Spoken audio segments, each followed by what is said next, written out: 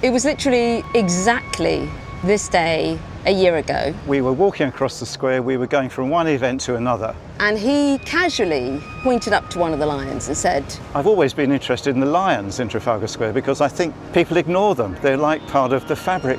And he told me the story.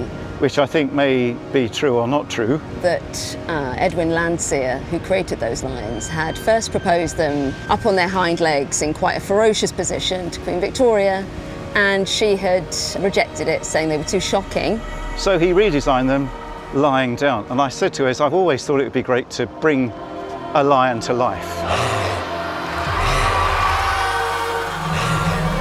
Monster. Reason. Nelson. Gratitude. Reconciliation. Once I decided to make a piece in Trafalgar Square, like I would with any other space, the first thing is to begin to excavate and begin to understand as much as I can about the space. And the particular energy it has as what was once a real meeting point between East and West, and a place where differences would be brought to be expressed, but also where, when celebration was to happen, that was also a place of coming together and overcoming difference. So it has both those energies about it, conflict and resolution, I think. So the idea that these lions might have absorbed all of that energy and that we might somehow be able to find expression and find a voice for that became very compelling. Expand. Strength. Pride. So we've been collaborating at Google Arts and Culture Lab with Es for over a year now. And it came about because Es was really interested in how people could be part of a collective poem. The poetry that you see is totally original. The public go and they're invited to feed the lion a word. The lion only eats words.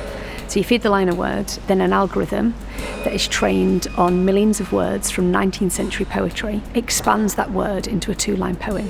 And the algorithm was created by a collaborator of Google Arts and Culture Lab, Ross Goodwin, and the specific model is an LSTM-RNN, which is long short-term memory recurrent neural network. I'm Ross Goodwin. I guess I usually say first that I'm not a poet. The algorithm is pretty simple to explain, actually.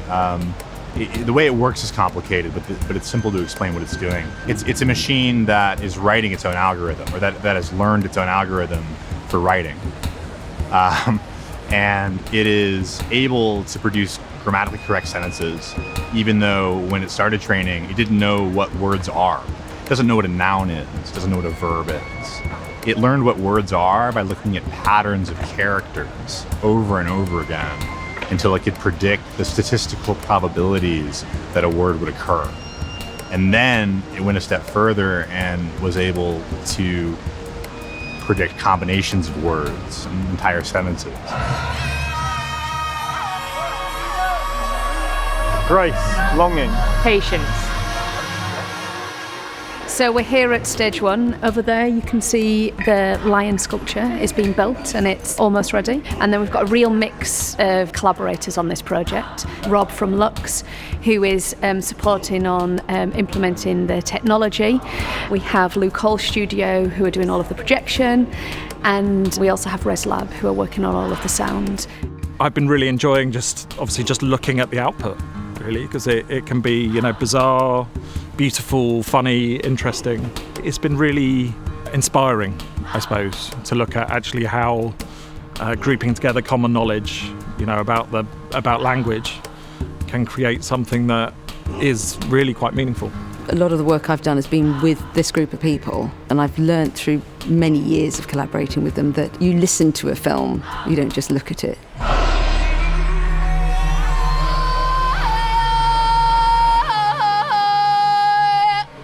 We are at the res.lab studio and we're working on the sound for Please Feed the Lions. So as you approach Trafalgar Square, the first thing you'll hear before you can see anything is a sound bed that's created from vocals and some sound design, which have been manipulated and affected and distorted to create these energetic and angry, dissonant lion roars.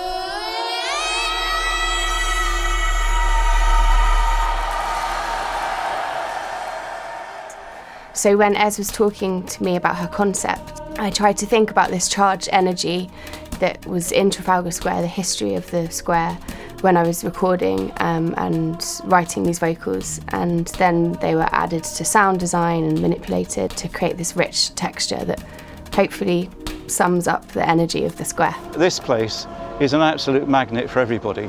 It isn't just tourists, but it's actually the people who work around here and who walk through it and past it every day.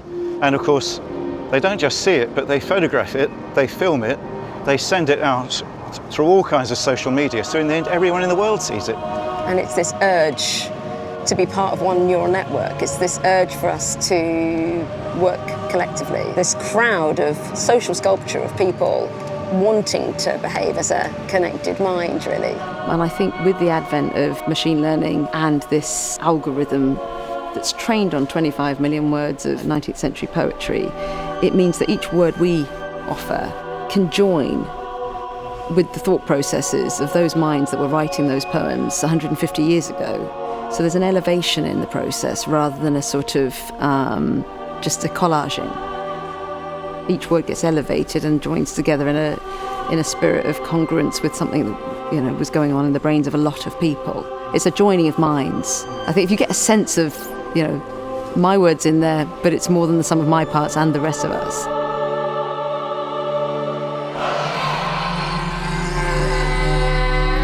Solid.